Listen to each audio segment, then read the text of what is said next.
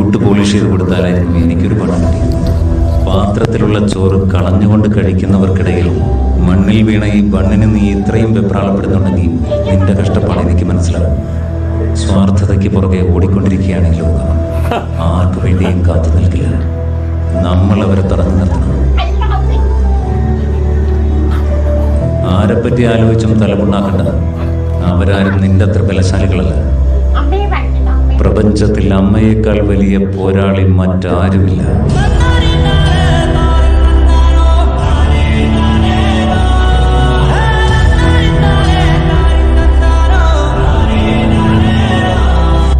ഈ മമ്മൂല്ലേ ചെക്കൻ നന്നായിട്ട് ചെയ്യുന്നത്, ജാസി നന്നായിട്ട് ചെയ്യുന്നത്. അതിനിടക്ക് വെറുതെ കോമഡി ആക്കാൻ വേണ്ടിട്ട് അതെന്തല്ലോ ശ്രദ്ധിക്കപ്പെടാൻ വേണ്ടി എന്തല്ലോ സാധനം കോമാളി തരാം നന്നായിട്ട് ചെയ്യുന്നത്. അതിന് റാമ്പോ